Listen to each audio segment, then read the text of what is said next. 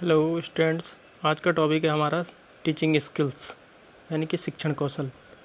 पिछले वीडियो में आपने माइक्रो टीचिंग के बारे में जाना और माइक्रो टीचिंग का काम ही यही है कि वो पीपल टीचर में यानी कि जो प्रशिक्षण ले रहे हुए अध्यापक होते हैं उनमें शिक्षण कौशलों का विकास करें। तो अब बात करते हैं कि शिक्षण कौशल हुए क्या, तो इनको हम यहाँ पे जानेंगे। शिक्षण कौशल हुआ क्या, कौन कौन से शिक्षण कौशल होते हैं और कुछ शिक्षण कौशलों के बारे में हम विस्तृत बात भी करेंगे। तो हम कह सकते हैं कि जो शिक्षण कौशल होते हैं, शिक्षक के अंदर एक ऐसी क्वालिटी है ये जिस कारण वो कक्षा में बेहतर परफॉर्मेंस करता है और इफ़ेक्टिव टीचिंग करता है। उसको कोई कठिनाई का अनुभव होता नहीं है उसमें, वो बेहतर ढंग से कक्षा से रूबरू होता है, छात्र उसकी बातों में रुचि लेते हैं और जो टीचिंग और लर्निंग प्रोसेस है बड़ी स्मूथनेस ढंग से चलती है।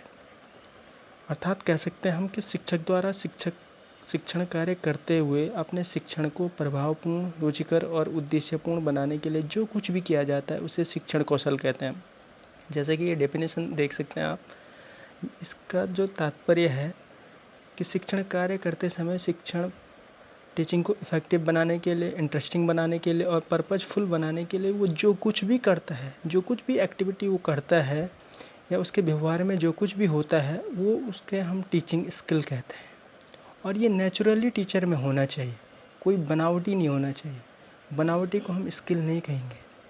जो प्लान करके एक्ट करने की कोशिश करेगा वो स्किल नहीं है, ये ऑटोमेटिकली अंदर से आना चाहिए, तभी हम कहेंगे कि एक टीचर में कौशलों का विकास हुआ है। क्या जैसे कि मैंने कहा, टीचर कक्षा में कुछ ऐसा करता है जिसके कारण टीचिंग इफ़ेक्टिव होती है। अब वो क्या क्या करता है, उन क्रियाओं में क्या क्या सम्मिलित होता है, तो आप देख सकते हैं कि शिक्षण प्रक्रिया में शिक्षक के द्वारा बहुत बार प्रश्न पूछना, व्याख्यान देना, सहायक सामग्री का प्रदर्शन करना, पुनर्बलन देना, उदाहरण प्रस्तुत करना आदि अनेक कार्य ऐसे किए जाते हैं जिसके कारण शिक्षण प्रक्रिया जो है सरल हो जाती है, सुगम हो जाती है और रुचिकर बन जाती है। इन्हीं संपूर्ण प्रक्रियाओं को हम कह सकते हैं कि शिक्षण कौशल कहते हैं। इन सभी चीज़ों को आप कह सकते हैं ये एक प्रकार के हथियार के रूप में है, ये शस्त्र हैं टीचर के लिए। अगर ये स्किल उसके अंदर आ गई, जैसे कि प्रश्न पूछने की स्किल, एक्सप्लेन करने की, टीचिंग एड यूज करने की, डेमोस्ट्रेट करने की, रेनफोर्समेंट देने की, और एक सबसे बड़ी बात एग्जाम्पल। कहीं पर भी किसी भी टॉपिक को समझाने के लिए बेहतर है एग्जाम्पल देना, और वो भी लोकल एग्जाम्पल। अगर वो इन चीज़ों में निपुण हो गया तो कह सकते हैं हम कि उसमें शिक्षण कौशलों का विकास हो चुका है। तो आप देख सकते हैं कौन कौन सी एक्टिविटीज़ होती हैं जिनको टीचर कक्षा में यूज करके शिक्षण को प्रभावशाली बना सकते हैं, यही शिक्षण कौशल कहलाते हैं। तो आगे बढ़ते हैं, हम डेफिनेशन से समझते हैं। डॉक्टर कुलश्रेष्ठ, जिन्होंने कि माइक्रो टीचिंग पे बहुत काम किया यहाँ देहरादून में, उन्हीं के अकॉर्डिंग एक टीचिंग स्किल की डेफिनेशन है। वो कहते हैं कि जो शिक्षण कौशल शिक्षक के हाथ में वो शस्त्र है। जैसे मैंने पहले भी कहा कि वो एक प्रकार का शस्त्र है, अस्त्र है, हथियार के रूप में होता है शिक्षण कौशल टीचर के पास, जिससे वो कक्षा को क्या बनाता है, प्रभावशाली बनाता है। तो ये कहते हैं कि शिक्षण कौशल शिक्षक के हाथ में वो शस्त्र है जिसका प्रयोग करके शिक्षक अपनी कक्षा शिक्षण को प्रभावी तथा सक्रिय बनाता है। यानी कि इनके द्वारा क्या हो जाती है, इफ़ेक्टिव और एक्टिव होती है क्लास, तथा कक्षा की अंतर प्रक्रिया में सुधार लाने का प्रयास करता है। तो कुल मिला के आप सभी का जो निचोड़ निकल रहा है वो यही निकल रहा है कि टीचिंग जो स्किल है वो एक प्रकार के क्या है, टीचर के लिए कुछ हथियार की तरह, शस्त्र की तरह, जिनका प्रयोग करके वो कक्षा को प्रभावशाली बना सकता है, एक्टिव बना सकता है और पूरी शिक्षण प्रक्रिया को में सुधार ला सकता है। We can also define the teaching skill. A teaching skill is that art of the teacher which make communication between the teacher and pupil sufficiently. Also we can define a teaching skill include all arts and behavior of the teacher which maximize pupil learning. A teaching skill is that behavior of the teacher which facilitates pupil learning directly or indirectly.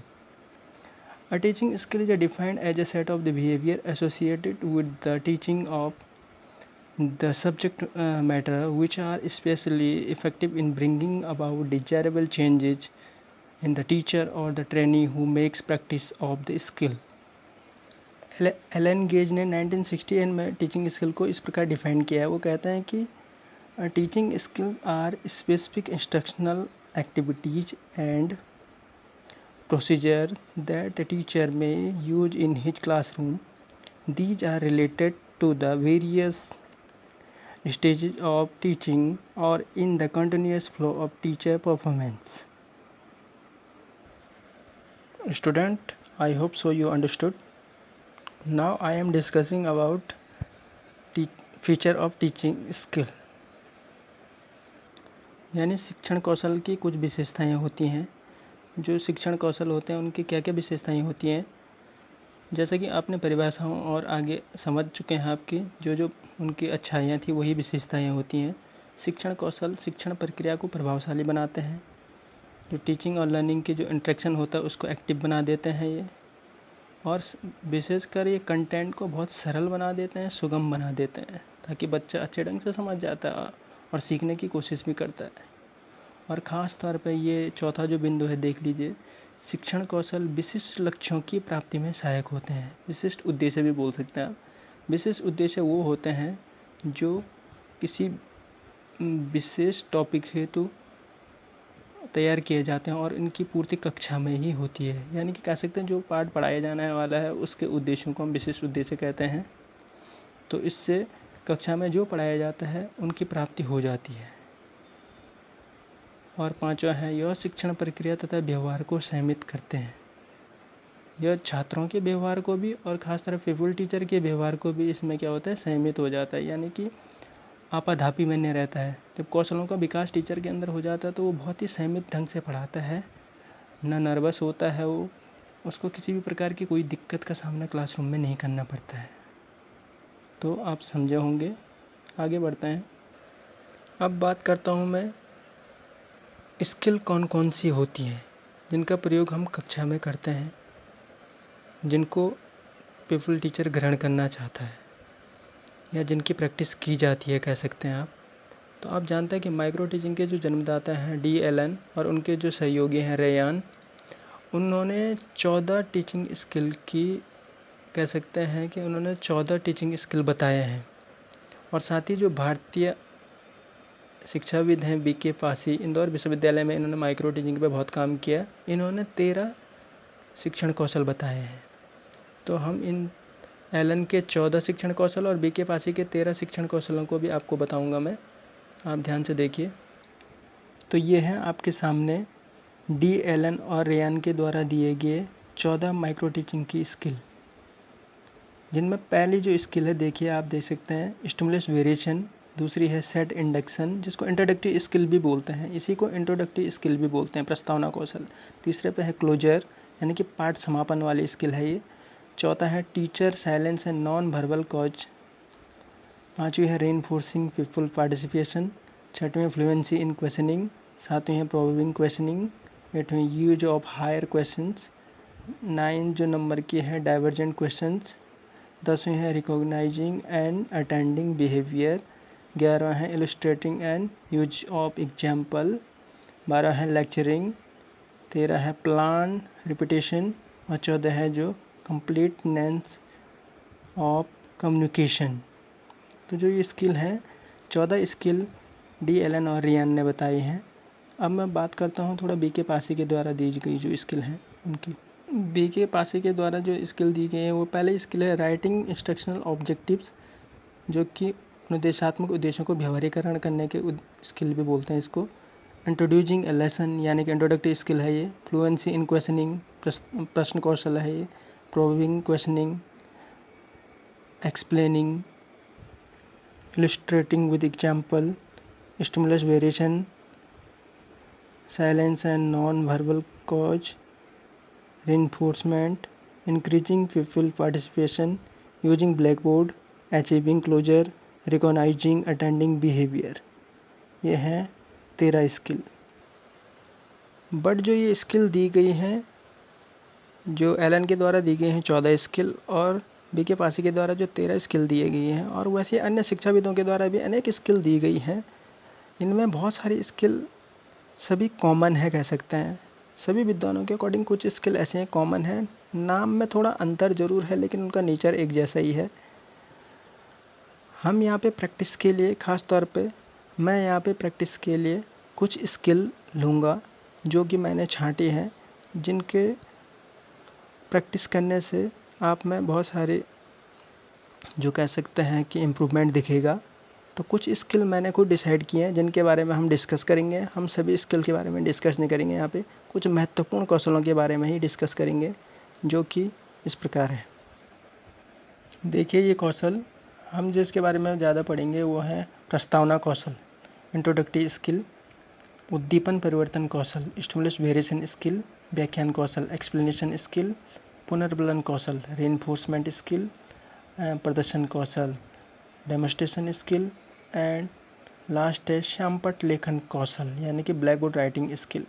तो इन skill को आप जान लेंगे तो आप में काफ़ी improvement दिखेगा। आप खुद महसूस करेंगे कि आप में पहले की अपेक्षा काफ़ी सुधार है टीचिंग के मामले में। और एक स्किल को हम भूलेंगे नहीं जो कि मैं पहले भी क्लासरूम में करवा चुका हूँ, ये है अनुदेशात्मक उद्देश्यों को व्यावहारिक रूप में लिखना, राइटिंग इंस्ट्रक्शनल ऑब्जेक्टिव इन बिहेवियरल टर्म्स।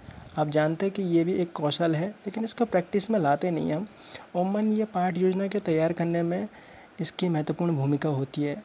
जब कोई भी कंटेंट हम सेलेक्ट करते हैं पढ़ाने के लिए तो उसके उद्देश्यों का निर्धारण हम घर पर ही कर लेते हैं, और वो उसके लिए BS ब्लूम टैक्सोनॉमी की मदद ली जाती है, जिसमें कि हम ज्ञानात्मक उद्देश्यों के जो 6 पहलू हैं, ज्ञान, बोध, प्रयोग, विश्लेषण, संश्लेषण और मूल्यांकन, और उनको जो व्यवहारिक रूप में लिखा था वो रॉबर्ट मेगर ने, उनके द्वारा दी गई एक्शन वर्ब के द्वारा हम जो उद्देश्य हैं उनको हम व्यवहारिक रूप में लिखते हैं, जिन उद्देश्यों की प्राप्ति हमें कक्षा में होती है। तो ये सभी कौशल हैं, यानी कि उद्देश्यों को व्यवहारिक रूप में लिखना भी एक टीचर को आना चाहिए, क्योंकि सबसे पहले उद्देश्यों का निर्धारण करना ही इम्पोर्टेंट है। मैंने ये स्किल अंत में बताई लेकिन इसको होना चाहिए था सबसे पहले, ध्यान देने वाली बात ये है। तो इसके बारे में हम बात करेंगे। आज के लिए इतना ही।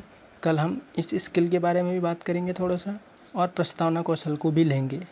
और इसके बाद आपको भी घर पे कुछ टास्क करना होगा, तो आप बने रहिए, ध्यान से समझिए, और जो भी क्वेरी होती है आप कमेंट बॉक्स में ज़रूर बताइए। तो आज के लिए इतना ही, धन्यवाद।